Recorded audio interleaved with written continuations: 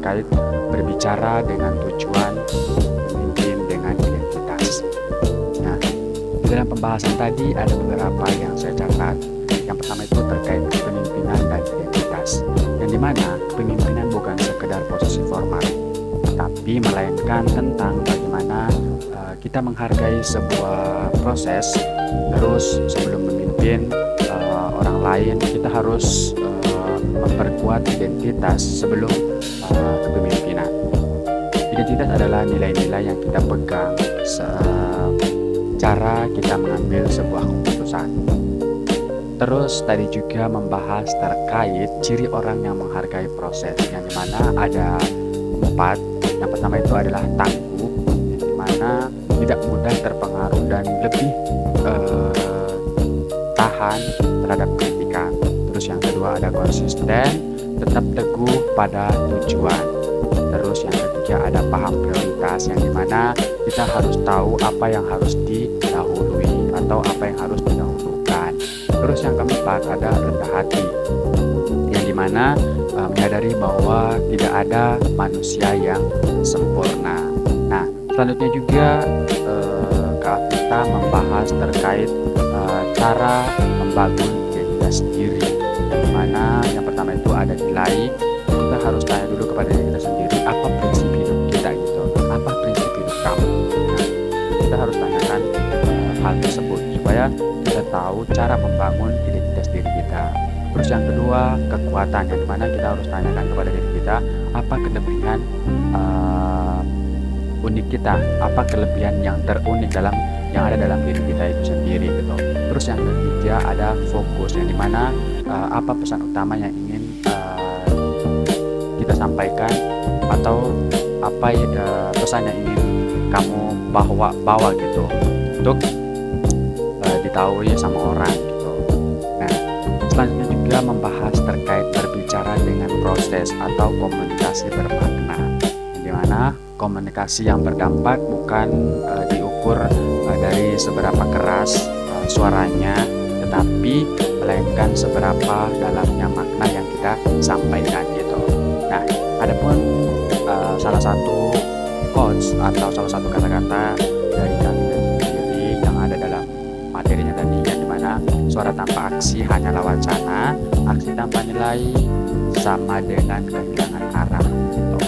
Nah, Kak Vita juga membahas terkait teknik dalam komunikasi publik atau teknik dalam public speaking, yang dimana faktor kesuksesan dalam menyampaikan pesan sangat bergantung pada elemen nonverbal, yang dimana totalnya itu 90% dalam bentuk bahasa tubuh. Nah, adapun dia dibagi dari dibagi. Yang pertama ada visual, yang dimana visual itu mencakup 55%. Ini adalah elemen yang paling menentukan, mencakup gestur kontak mata. Kalau misalnya kita lagi bertemu dengan audiens itu, kita harus tahu gestur kontak mata kita, bahasa tubuh dan ekspresi wajah. Jangan kita kalau misalnya dalam depan audiens itu kita harus tunjukkan muka sedih dan lain sebagainya. Kita harus sesuaikan dengan keadaan gitu.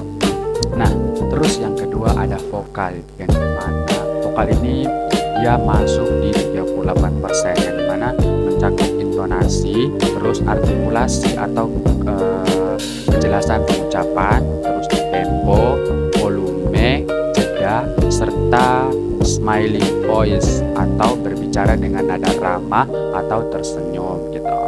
Nah, terus yang terakhir adalah verbal, di mana verbal ini dia mencakup 7%, mencakup pilihan kata.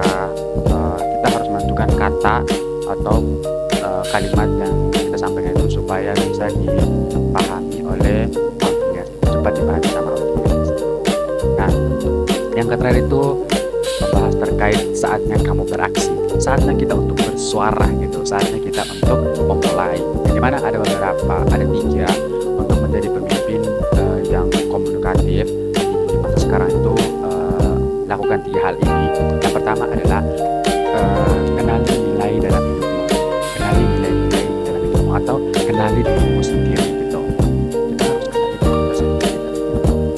Terus yang kedua adalah berani mengambil peran. Nah, kalau misalnya kita ditunjuk oleh seseorang untuk melakukan sesuatu, ya udah kita harus ambil peran tersebut dan jangan mengatakan saya tidak bisa, karena inilah saatnya kita untuk berekspresi, saatnya kita untuk mencoba.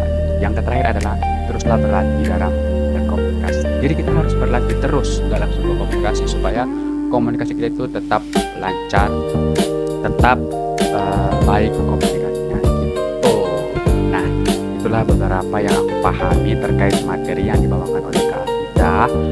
Jadi kalau misalnya teman-teman punya pendapat lain ataupun teman-teman nonton video aku terus ada yang kurang, ada yang salah, silakan ada kolom komentar di bawah ini, silakan di komen apa yang kalian ketahui, apa yang kurang dalam penyampaian aku, tolong di komen gitu.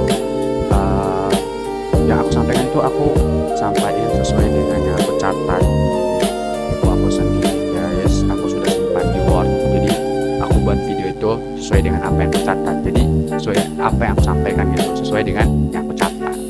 Jadi itulah beberapa yang aku dapatkan pada malam hari ini. See you the next mentoring dari Duta Persada Nusantara. Bye bye.